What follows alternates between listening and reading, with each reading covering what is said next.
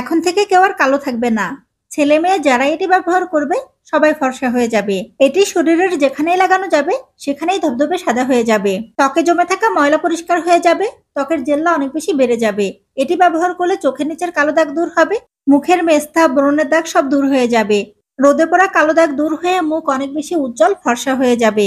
বগল, কনুই, হাত পা, গলা ঘাড়ের কালো দাগ দূর করতেও এটি কিন্তু অত্যন্ত কার্যকরী একটি রেমেডি।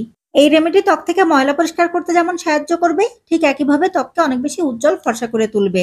এটি যে কতটা উপকারী তা আপনারা একবার ব্যবহার করলেই বুঝতে পারবেন। এই রেমেডি তৈরি করার জন্য আমাদের প্রথমেই নিতে হবে টুথপেস্ট।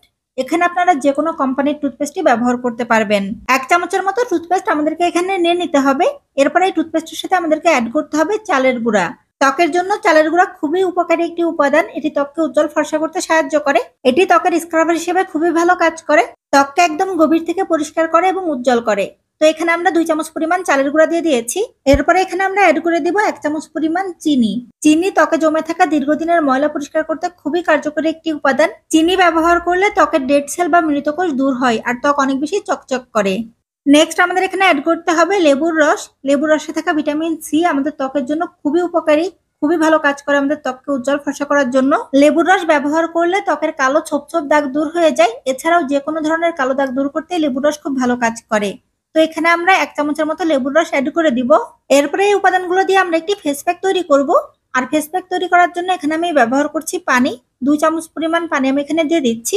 আপনারা চাইলে কিন্তু এখানে রোজ ওয়াটার বা গোলাপ জলও ব্যবহার করতে পারবেন। এখন এই সবগুলো উপাদান আমাদের খুব ভালো করে একসাথে মিশিয়ে নিতে হবে।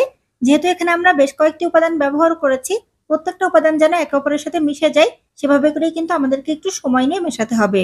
যে ফেস প্যাকটা আমরা তৈরি করলাম এটি যে রেগুলার ব্যবহার করতে হবে এমনটা কিন্তু নয়। এটি ব্যবহার করতে হবে সপ্তাহে 1 দিন। আমি যেভাবে আপনাদেরকে ব্যবহার করতে বলছি ঠিক সেভাবে করে ব্যবহার করবেন, তাহলে আপনারা খুব ভালো ফলাফল পাবেন। এটি তৈরি করে নিয়ে আপনারা আপনাদের ত্বকে অ্যাপ্লাই করবেন। অ্যাপ্লাই করার পরে 5 মিনিট মতো হালকা হাতে মাসাজ করবেন। এই কাজটি কিন্তু অবশ্যই করতে হবে। হালকা হাতে 5 মিনিট ধরে মাসাজ করতে হবে। মুখে ব্যবহার করলে মুখে হালকা হাতে 5 মিনিট ধরে মাসাজ করবেন।